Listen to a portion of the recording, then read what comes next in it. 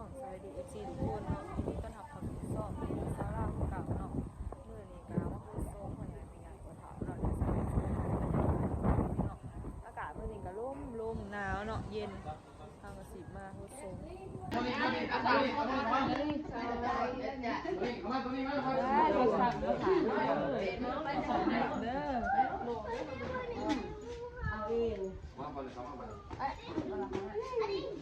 อันนี้ได้คือประวัติพงศ์บอก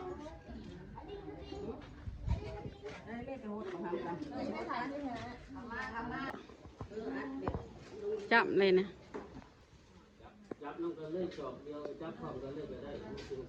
จับแขนจับมือ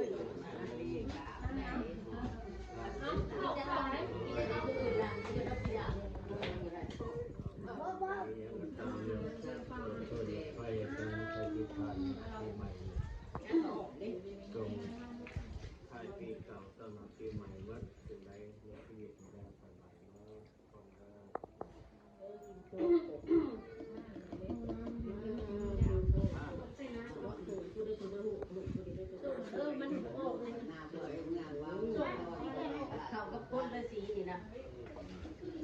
น้ำมือเนี่ยเนาะหลายโมงตอนนี้นิดหน่อยก็ไปดอกน้ำเป็นตะเพง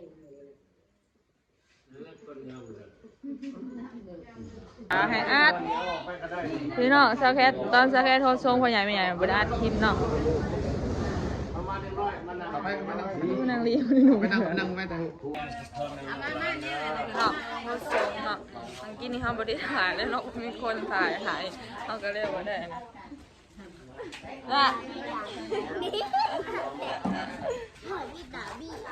ถ่ายมีลาจิจ้าน้องพี่น้องโฮสทรงปีใหม่ให้อยู่ดีแม่น้องจะไปโฮสอะไรอยู่วะไปนำกันเนาะหัวตัวใหญ่ว่าเมื่อนี่นะได้น้อยเขาบอกเคยนอนเตือนเดือดห้องจะถือดีถ่ายแล้วแหละถ่ายกล่องแต่งนะลิจะงาม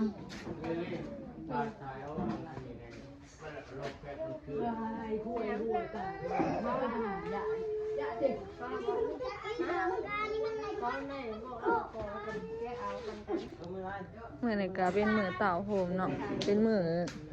งามยามดีสงปีใหม่โฮชงปีใหม่น้องนาตาลียังไม่ได้อาบน้ำเลยอาบแล้วบอก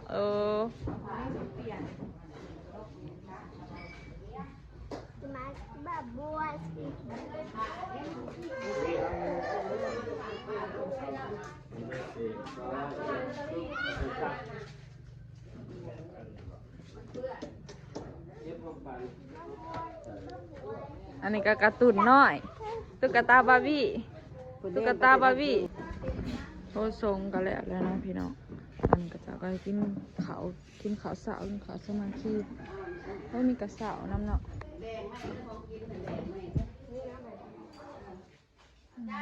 มีตำหมักถั่วปิ้งห่อสมแล้วก็หอยต้มหอย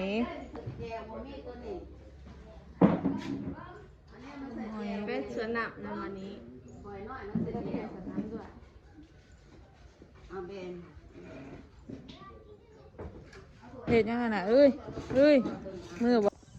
เอาโฮดซุ้งพ่อใหญ่ไม่ใหญ่แล้วก็พ่อเฒ่าแล้วเลยเนาะเจ้าในห้างกับจันสิไปโฮดซุ้งอยู่วัดเนาะพี่น้องโฮดซุ้งถาดพ่อเฒ่าแม่เฒ่าอยู่วัดน้ำเนาะแล้วก็ขอซอกแคทน้ำเนาะพี่น้องบรรยากาศตอนเช้าตัดผ้ามาตอนแรกนะพี่น้องมื้อนี่ก็คือเป็นวันเกิดของเมนกเนาะกันแล้วก็ส้มมาปีใหม่นะพี่น้องตะกี้นะทาบาวิกแล้วก็ผ่าทานาบาวนะเพิ่นก็ไปเวียกบ่มาจักเถื่อเฮาก็เลยสิได้ส้มมาก่อนเนาะให้แม่กับพ่อมื้อนี่ก็เป็นทั้งวันเกิดแล้วก็ทั้งเป็นปีใหม่โฮสทรงให้อยู่ดีมีแฮงนะพี่น้องตัดผ้ามาตอนแรกกันเนาะพอดีหัก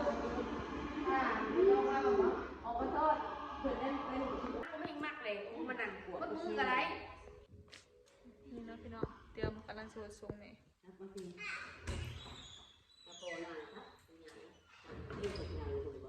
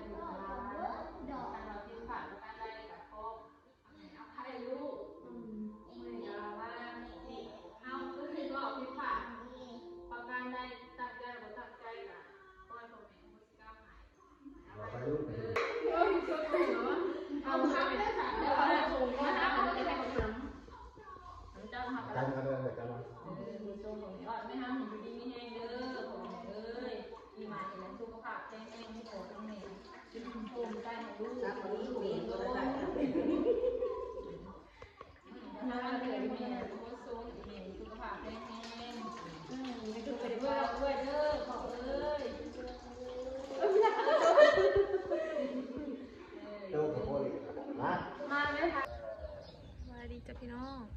มีกระตัดผ่ามาตอนเสาร์เนาะคลิปกับชิตัดต่อกันไปกันมาเนาะเพอเจ้าเพชรก็ไม่ได้ไปใส่เนาะพี่น้องคลิปนี้ก็เขาสิไปโคทรงถาดพอเถาไม่เถาแล้วก็ถาดพอเนาะแล้วก็ไปทรงผ่าอยู่วัดเนาะพี่น้องนะคะสิพาพี่น้องFCไปเห็ดบุญนำกันเนาะกำลังสิไปจ้ะพี่น้อง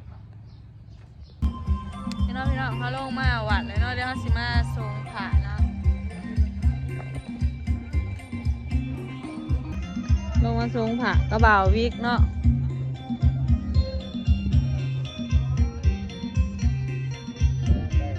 ใช่ค่ะฮะใช่ก็สิได้ภาคเสียงนะพี่น้องเพราะว่ามันมีเสียงเพลงนะคะยายมันติดลิขสิทธิ์เนาะอยู่ในวัดเขาเจ้าก็เปิดแบบว่ามันเป็นงานบุญนะอันนี้เขาก็สิมาโฮสทรงพระนะพี่น้องมื้อนี้ก็มาทรงพระสักแค่ก็มากับบาวิก2 คนเนาะเพราะว่าพอเฒ่าแม่ใหญ่พ่อใหญ่ยังก็เจ้าโฮสทรงเรียบร้อยเลยเนาะเพิ่นลงมาโฮสทรงก่อนสักแค่เนาะสักแค่มาตำลังก็เลยมาโฮสตำลังจ้ามื้อนี้ก็เป็นมื้อที่2ของบุญสงกรานต์นะพี่น้องเพิ่นเอาผ้าลงมาเนี่ยก็ได้มื้อที่2เลยเนาะมื้ออื่นแม่นได้เอาขึ้นนี่ก็เป็นบาวิกเพิ่นก็โฮสทรงต่อเนาะพี่น้องว่าเซาแคทโฮสทรงแล้วเอาเปลี่ยนกันถ่ายกันเนาะบรรยากาศก็สิเงียบๆนะคนก็ผู้มาผู้เมื่อเนาะเพราะว่าตอนเอาผ้าลงน่ะคนหลายเนาะแต่เซาแคทบ่ได้มาถ่ายจ้ะพี่น้องมันยากเนาะเซาแคทก็เลยบ่ได้มาเก็บบรรยากาศให้พี่น้อง FC เบิ่งจ้าเฮาโฮสทรงพระเรียบร้อยแล้วเนาะพี่น้องต่อมาสักแค่ก็สิมาทรงถาดพอเนาะอยู่ทั้งพี่เนาะเดี๋ยวสักแค่สิถ่ายบรรยากาศให้เบิ่งจ้ะพี่น้องอยู่วัดก็เงียบๆเนาะเพราะว่าคือว่าแหละคนเขาเจ้าผู้มาผู้เมื่อเนาะสักแค่มาช่วงแรงๆเนาะเดี๋ยวเราสิมาโฮสทรงถาดพอจ้ะพี่น้องปีใหม่ของทุกๆปีเฮาก็สิมาโฮสมาทรงทุกปีจ้านี่เนาะสักแค่ก็สิขอโฮสขอทรงถาดพอเนาะพี่น้องปีใหม่เนาะให้ลูกอยู่ดีมีแห้งจ้ามาโฮสมาทรงทุกปีแหละจ้าปีนี้ก็มาโฮสคือเก่าแต่ว่าปีนี้มาแต่2 คนเนาะเพราะว่าแม่นกเพิ่นก็บ่ได้มาเนาะแม่นกเพิ่นบ่สำบายเนาะพี่น้องก็เลยบ่ได้มานำเซาแคทเนาะเอาโฮสทรงถาดพอแล้วเนาะเดี๋ยววันนี้ก็บ่าววิเพิ่นโฮสทรงต่อเลยจ้าพี่น้องเฮาก็สิเลาะโฮสทรงถาดพอเฒ่าไม่เฒ่าเลยเนาะพี่น้องมื้อนี้เนาะมาทรงพระเพราะว่าเฮาทรงพระอยู่เพื่อนแล้วเฮาก็สิลงทรงพระอยู่วัดเนาะแล้วก็โฮสทรงถาดพี่น้องญาติพี่น้องเนาะพี่น้องสงกรานต์เป็นประเพณีต้องได้โฮสทรงกันเนาะเดี๋ยวสักแค่ก็บ่าววิก็สิเลาะไปโฮสทรงถาดไม่เฒ่าเนาะญาเฒ่าอันนี้เขาสิมาขอโฮสขอทรงถาด ย่าเฒ่าเนาะพี่น้องย่าเฒ่าก็คือแม่ของแม่ย่าเนาะก็เป็นแม่เฒ่าของบาวิกจ้ะพี่น้องนี่สาแกตก็โหทรงแบบตอนนี้ก็คือแดดแห้งเนาะแดดจ้ะพี่น้องเอาโหทรงถาดก็แล้วแล้วเนาะพี่น้องบาวิกเพิ่นก็สิมาโมเนาะไปย่างไปโมเนาะ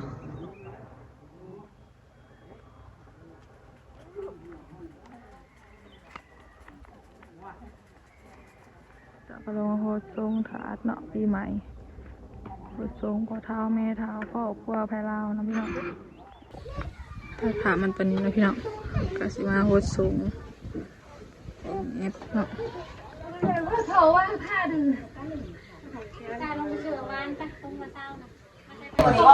เขตโหดทรงปูนะพี่น้องปูแขนปูเท้าเนาะก็โหดทรงเลยทรงปีใหม่แล้วก็ทั้งปูแขนเลยตื่นเต้นมันยากไม่ใช่มาแต่ไม่หูเลยกระบอกแขนโหดทรงกันอ่ะจะผูกก่อนจะมาดูน้ำกันนี่คนมันหวานกันนี่ได้ฟ้าจะไรได้ผมเบาลบโซ่มันโซ่เลยเนาะไปไหนกับพี่ผู้สาวสักน้อยกับเบิ้งนี่ลบเอาได้ไปมาใครอย่าไปให้กันได้ปุ่นไปผุด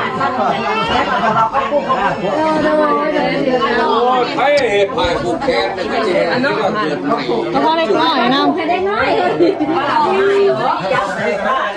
จับป้าเนี่ยป้าบ่ง่ายดอกป้าดีใจป้าเห็นแต่มีคนจับเนาะน้องไปน้องแขนกแล้วว่าหนังโทษน้องๆได้ห่าวเลยนะผู้แข่งจะเอาเด้อเพิ่งเป็นลูกกุ๊กแทนหนาเป็นลูกหลานแทนเรือนเด้อทำเด้อจะได้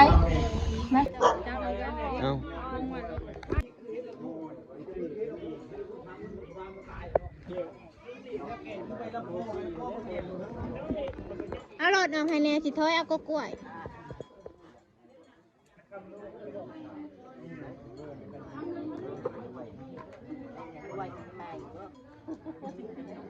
โอ้ยเอากระยาน้ำแพงหูว่าเย็นดิแล้วโคตรมาจากสะบัดน่ะ